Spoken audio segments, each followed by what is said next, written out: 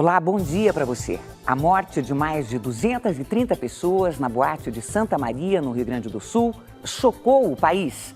A comoção nacional continua, o susto, a revolta, a busca de respostas. Como lidar com a dor da perda de alguém que se ama? O Pronto Atendimento de hoje começa com informações ao vivo de Santa Maria, com a repórter Luísa Moraes. Bom dia, Luísa.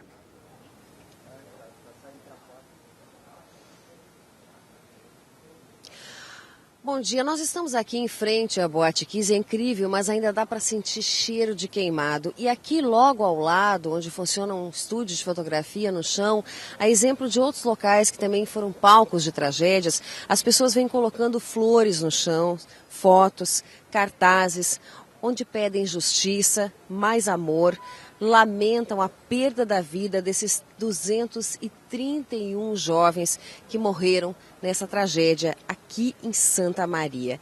Por toda a cidade, a gente observa manifestações de luto no comércio, cartazes, as pessoas usam faixas pretas nos braços. Ontem à noite houve uma caminhada que reuniu cerca de 25 mil pessoas, todas em silêncio, vestidas de branco, soltando balões. Essa caminhada só era interrompida por aplausos para homenagear essas vítimas.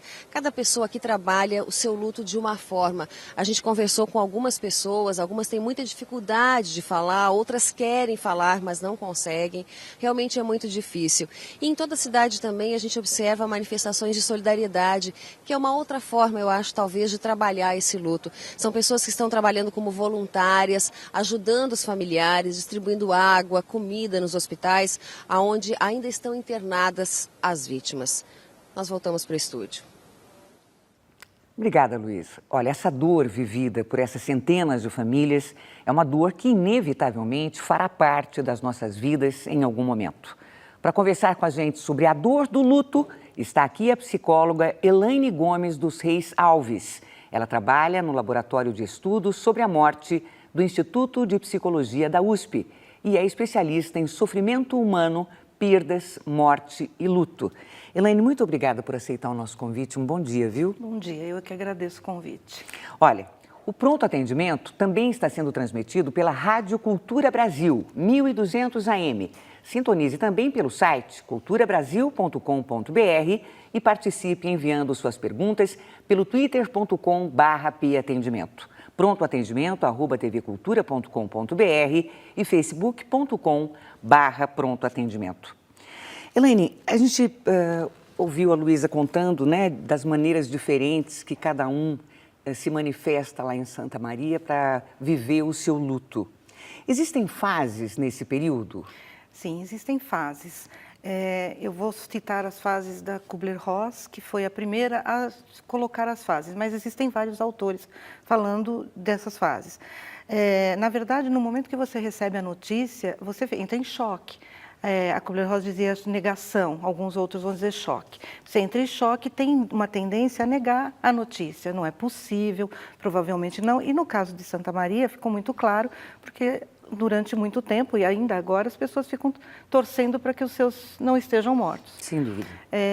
Depois você vai passar por um período de raiva, né? Porque comigo. Há um período de barganha, onde você tenta fazer algumas trocas, né? Se eu fizer talvez o jantar, talvez a pessoa apareça por aqui. Depois eu barganhei, fiquei com raiva, neguei, enfim, não tem jeito. A ficha cai de que você realmente perdeu aquela pessoa. E aí você vai entrar em tristeza, vai ficar na tristeza. Essa tristeza, e isso vai para o fundo do poço. É altamente necessário e saudável. É necessário nesse momento, então, a ajuda de um profissional?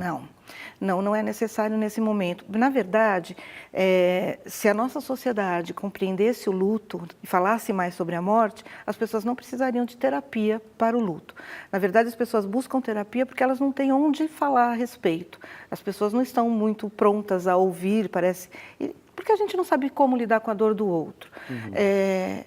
Alguns casos, poucos são os casos que realmente precisam de medicamento. Pessoas muito doentes, enfim, situação. Agora, é importante que fique claro assim, que grávida pode receber notícia, pessoas de idade podem receber notícia, porque às vezes as pessoas tentam não contar a verdade. E isso é muito pior, porque em algum momento essa verdade virá à tona, essa pessoa, além de sentir as mesmas coisas que ela sentiria no momento da notícia, ela vai sentir também muita raiva das pessoas que não a contaram e ainda por cima não tem a chance de se despedir, porque os processos de despedidas todos já aconteceram, e vai estar num período de luto que os outros já passaram. Entendi. Então, Mas essa depressão que pode acontecer depois de um trauma, de uma morte de alguém que a gente ama, essa depressão, nesse caso, seria necessária, então, a medicação?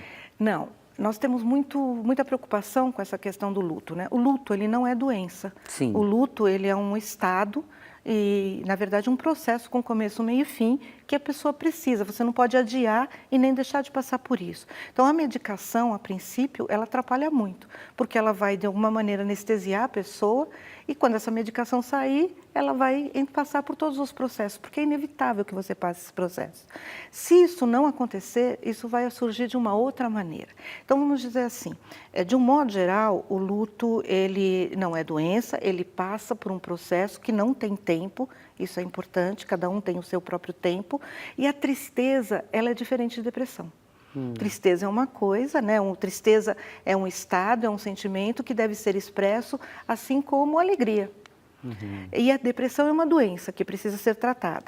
O limite da identificação, ele é tênue, mas existem indícios disso. Então, assim, a princípio, a pessoa vai ficar triste, vai chorar por 3 meses, por 1 ano, depende dela. E isto é normal. Olha, já temos a pergunta aqui da Luciana de Souza, ela é de São Paulo. Ela escreve: como e de que forma é possível consolar pais que perderam um filho? Pois é, a preocupação em consolar, na verdade, o que importa nesse momento para as pessoas que perderam é falar e ter alguém do lado delas que as acolham. A dor, ela é muito solitária. O fato de as pessoas estarem juntos não vai diminuir a dor, mas vai dar um abraço, um alento. Então, a pessoa, na verdade, o que é importante é você se aproximar e dar a ela o espaço para que ela fale aquilo que ela tem vontade de falar. Uma pessoa enlutada, geralmente, ela vai falar do último dia que ela esteve com a pessoa até o momento que ela recebeu a notícia da morte. E ela vai falar isso várias vezes. A pessoa enlutada tem necessidade de falar da pessoa que morreu, porque é uma maneira de manter essa pessoa junto. Inclusive, ela vai buscar por essa pessoa em vários outros lugares, né? E o que ela precisa? Ela precisa que pessoas ouçam. A grande queixa das pessoas enlutadas é que as pessoas não têm paciência nem para ouvir e nem para ficar do lado delas quando elas choram. Geralmente as questões, as frases, né? Seja forte, não chore, isso não ajuda. Eu atendo muitas mães e quando eles me procuram dizendo, olha, eu preciso ser forte porque já passou 3 meses. 3 meses não é nada. Já passou tanto tempo, as pessoas dizem que eu tenho que ser forte. Aí eu pergunto para elas, ser forte por quê? Você perdeu o seu filho, sua vida virou do avesso, por que você tem que ser forte? E mais uma coisa, você levantou da cama? Foi trabalhar? Existe força maior do que você perder um filho, perder alguém que você ama e conseguir levantar da cama? Então, na verdade, é um processo, não é a questão da força, é um processo. E quanto mais nós limitarmos ou intimidarmos essa manifestação, essa expressão do sentimento, pior é. E cada um vive de uma maneira particular, não é isso? Sim, cada um vive de uma maneira. Não dá pra gente generalizar as formas de recuperação, né? Com certeza. E é muito comum a gente dizer assim, fulano não sentiu porque não chorou, ou fulano chorou demais. Na verdade, o chorar é muito bom, né? É importante, mas tem pessoas que não conseguem chorar. Mas isso não quer dizer que elas não estejam sentindo. Então, para quem está de fora, eu acho que é muito importante o respeito por quem está sofrendo. Ela perdeu alguém que ela ama, não tenha dúvida, ela está sofrendo. A Regina Santos, ela escreve o seguinte: a minha mãe sofre de Alzheimer e viveu a perda de uma filha. A doença dela pode se agravar, o problema pode se agravar? Olha, vai depender muito da fase da doença de Alzheimer. Agora, nós sabemos que perdas significativas, elas interferem sim em algumas doenças e Alzheimer é uma delas. Mas o importante é que ela esteja medicada, nesse caso sim, medicada, tratada e cuidada. Claro, que a dor tem uma interferência em qualquer doença, assim como a alegria. A questão da piora tem mais a ver com o quadro e com a fase que a pessoa está, o estágio que ela está da doença. O Roberto Gomes é do Rio de Janeiro. Ele diz: eu perdi o meu filho num acidente de automóvel e eu sinto que eu protejo demais um outro filho que eu tenho. Como eu devo agir? Isso é muito comum. Claro que uma pessoa que perde um filho vai fazer de tudo para não perder os outros. Ela conhece essa dor, passa do limite do insuportável. Então, o que eu vou dizer é alguma coisa que ele ouve muitas vezes e que eu entendo que é difícil para ele fazer. Na verdade, é tentar ser normal. Se o filho for jovem, provavelmente ele vai para baladas, ele vai viajar, ele vai sair de carro. Tentar permitir, dar a ele a permissão para que ele tenha uma vida comum. Por outro lado, a gente não pode esquecer que essa pessoa que perdeu o irmão, ele também tem os seus próprios cuidados. Sim. Porque ele também foi marcado por essa morte. Então, é fácil entender este pai como todos os outros. Isso é o que todos dizem, inclusive os irmãos dizem. Sim. Depois que meu irmão morreu, minha mãe não me deixa mais em paz. E aí, às vezes, nesse caso, é preciso, sim, uma orientação e um acompanhamento. A Janete mandou um e-mail para a gente. Ela diz: a minha sogra sofre pela morte do filho há mais de 9 anos. Ela fala desse filho sempre que tem oportunidade. A impressão que temos é que ela pensa nele o tempo todo. Isso é normal, um luto tão longo? É normal. 9 anos não é considerado um luto longo para a perda de filho. É importante que fique claro, a perda de um filho, esse luto é para sempre.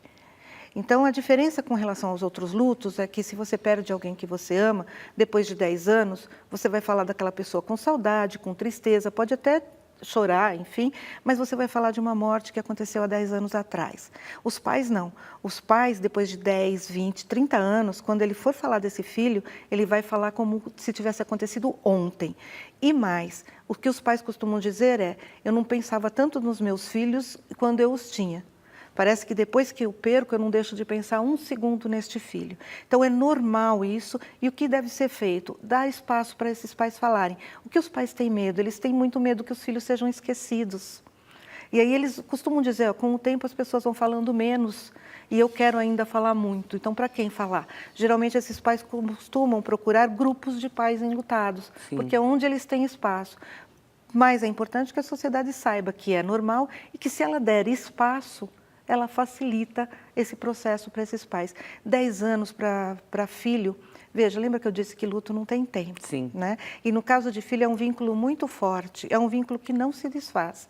Então, 10 anos nós consideramos um prazo normal. O que vai dizer que não é normal são outras coisas que vão interferir. A pessoa não conseguiu nunca mais trabalhar, a pessoa não consegue mais sair de casa, não consegue, enfim, estabelecer outros vínculos comuns.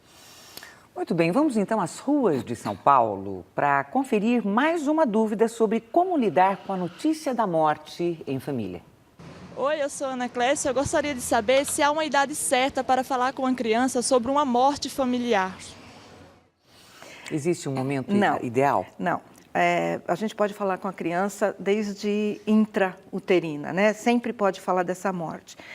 Existem casos em que as mães, as mulheres, quando têm seus filhos, o companheiro já morreu ou morre em seguida. E elas estão amamentando essas crianças chorando. Então, nós orientamos que é muito melhor que ela diga para essa criança: a mamãe está chorando porque o papai morreu e eu estou sentindo falta, do que ela não diga nada. E que essa criança possa sentir da maneira dela e com o passar do tempo, interpretar a maneira dela. E dizer com todas as letras, quer dizer, sem... Fundamental. Né? O que é mais importante para uma criança é que você diga que a pessoa morreu e nunca mais nós vamos ver. Quando nós dizemos isso para a criança, parece muito forte, né, muito brusco, mas é altamente importante. Porque ao dizer isso para a criança, você a protege. Se normalmente os adultos costumam buscar a pessoa que morreu, mesmo sabendo que morreu, você busca a pessoa morta no shopping, você tenta encontrar. A criança, ela vai procurar muito mais. E a criança, não podemos esquecer que ela é mágica.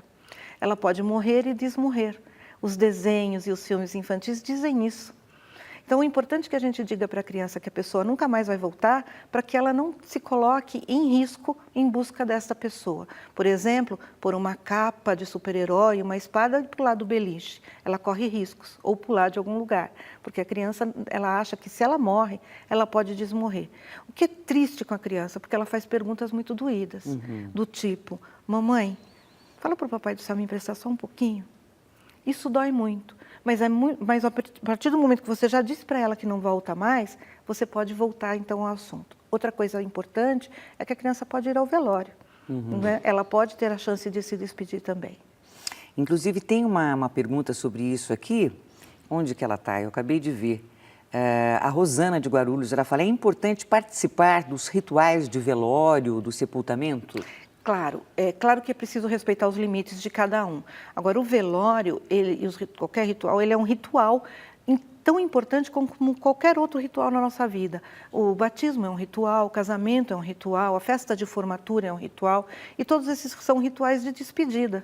Né? A festa de formatura é um ritual de despedida do aluno, que você deixa de ser o aluno que morre para se transformar num profissional. Sim. Esse aluno deixa de existir. Então, o velório ele é importante, principalmente para as pessoas que vão ficar de luto. O tempo também é importante, que você fique o tempo que você pode ficar. No Brasil, se o corpo permite, nós temos a possibilidade de ficar 24 horas com a pessoa. E a gente diz que isso é favorável. Algumas pessoas entendem que no velório vai se impor sofrimento, que é desnecessário. Nada disso. O sofrimento ele está lá, ele está instalado. O velório ele facilita, ele autoriza o sofrimento. Isso que é bom. Naquele lugar está autorizado chorar, falar da pessoa, lamentar.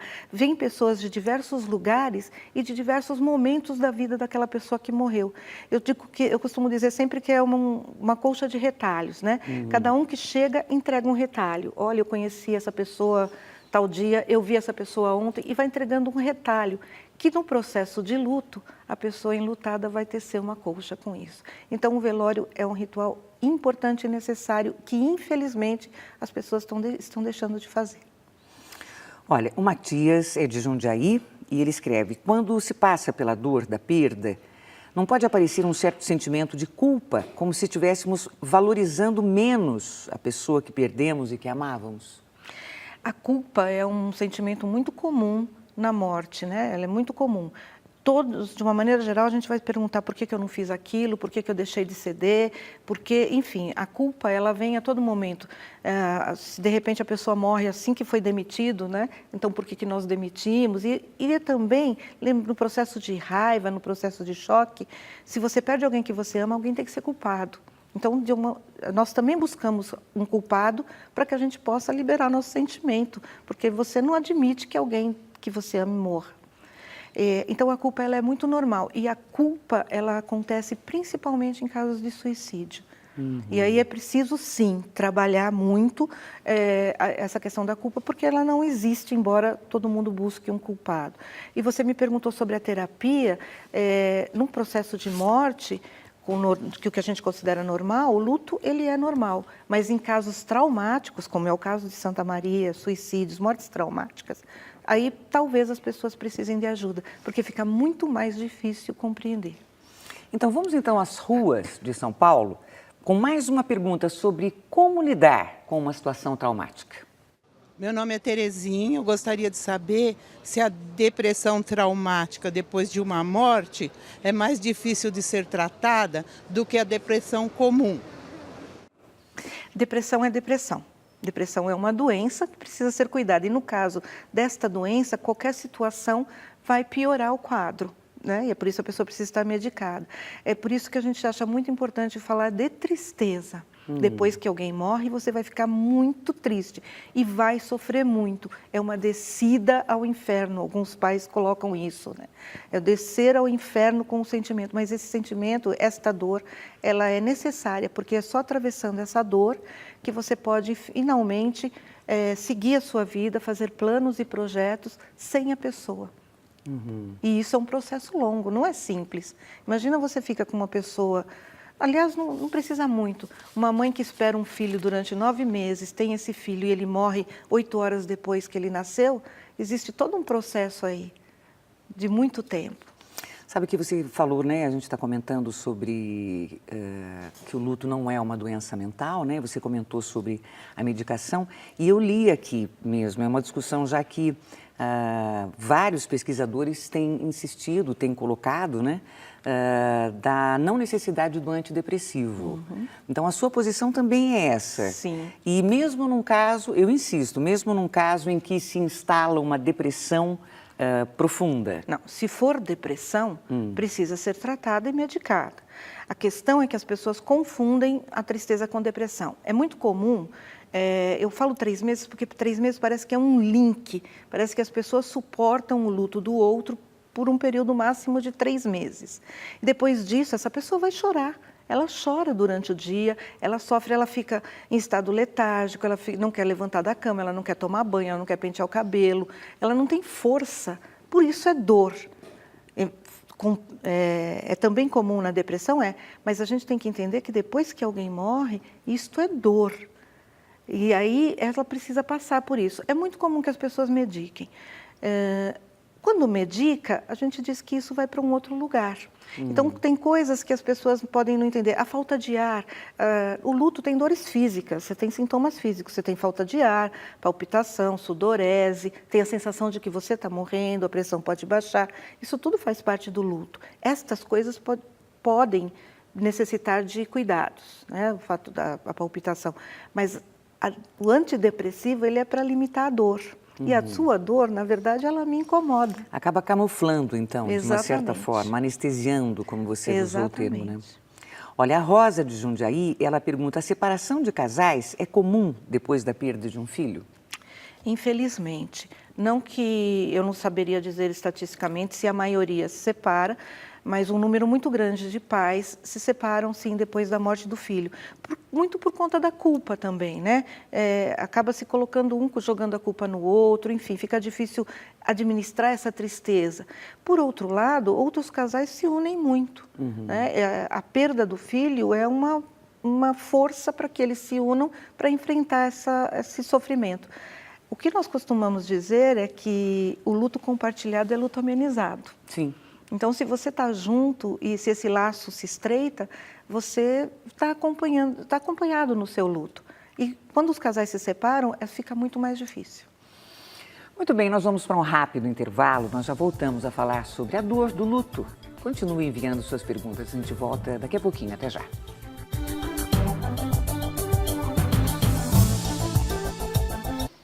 Estamos de volta com o Pronto Atendimento. O tema de hoje é o luto. Como lidar com a dor da perda de alguém que se ama? Quem está tirando suas dúvidas é a psicóloga Elaine Gomes dos Reis Alves. Ela é membro do Laboratório de Estudos sobre a Morte do Instituto de Psicologia da USP. Nós temos aqui perguntas, justamente sobre o que a gente estava falando antes do intervalo, né? O João Paulo, ele pergunta como saber se o luto não virou uma depressão, né? Se a tristeza não virou uma depressão. Então, existem outros indícios, não só da dor, né, de que a tristeza não virou uma depressão. Vamos pensar assim, na tristeza, você fica muito triste, mas há um momento em que você pode inspirar e resolver as questões do dia a dia, como se você esquecesse um pouquinho, né? E depois você volta a ficar triste. A depressão, a gente pode dizer que é um estado contínuo em que você não consegue resolver as questões do dia a dia. Mas eu insisto que nos primeiros dias, para se diagnosticar uma depressão, que seja um profissional qualificado, porque nos primeiros dias a gente entende que é dor. Olha, a Silvia é de São José dos Campos e ela escreve: o luto pode ser vivido também em situações de fim de um relacionamento amoroso ou perda de um emprego? Sim, nós chamamos isso de perdas em vida, né? Morte em vida ou perdas simbólicas. Na verdade, o processo que se estabelece, nós morremos muitas vezes na vida, enquanto vivemos. E o processo que se estabelece após essas perdas é o mesmo processo de luto que nós falamos no início do programa. Então, quando você termina um relacionamento, quando você perde o emprego, quando você sofre um acidente e, de repente, tem uma mutilação, perde o braço, perde a perna, perde a visão, perde a audição. Enfim, toda mudança de vida, uma mudança imediata de vida ou não tão imediata. Em algumas situações de doenças, a pessoa é avisada de que ela vai perder determinado membro para salvar. E aí ela vai entrar num outro processo de luto que nós chamamos de luto antecipatório. Mas o luto vai se instalar toda vez que você muda de condição. Eu citei, por exemplo, a questão da formatura. De repente você deixa de ser aluno, é profissional. Hoje você é aluno, você pode errar, porque você é aluno. Amanhã você pega o seu certificado com as mesmas dúvidas de hoje e não pode mais errar porque é profissional. Isso traz também um luto. Olha, o Antônio faz uma pergunta interessante aqui, que envolve a espiritualidade, né? O fato da gente saber que a alma é imortal, que todos sabem, ele escreve, e que a pessoa apenas deixou este vaso e foi viver o seu caminho em outro lugar, não ajuda a passar por esse período? A religião, ela é importante, a religião é um alento para as pessoas, mas voltando ao nunca mais, que eu coloquei, isso é fundamental. Isso é um alento, mas a gente continua com a cadeira vazia. E vai haver uma expressão, porque a vida continua, a alma é imortal, mas desta maneira nós não nos encontramos mais. Nós não nos tocamos, não nos abraçamos, não conversamos. Então, durante o período, vai haver o luto por esta falta, por esta perda. Então, a pessoa acredita que a vida continua, mas a cadeira está lá vazia. Ela está sentindo falta da pessoa chegar, falar bom dia, a rotina muda. Então, é preciso que seja autorizado este sofrimento. O grande problema no luto é que não há autorização para o sofrimento, não há autorização para o pesar, principalmente quando a vida continua. Né? E, às vezes, a própria pessoa não se autoriza, mas ela está sentindo falta, e isso precisa ser expresso. Olha, uma telespectadora que pede para não ser identificada, ela escreve: ao me relacionar com um homem viúvo que perdeu sua esposa de forma traumática, é possível que este homem possa se sentir feliz novamente em um novo relacionamento? Eu nunca toco nesse assunto com ele. Claro que é possível que ele se sinta feliz, porque aquela é uma história que ele viveu com aquela pessoa. E o fato de você perder alguém que você ama não quer dizer que você nunca mais vai ser feliz. Ao contrário, existirão muitos momentos felizes. Em algumas circunstâncias, esses momentos felizes até geram culpa.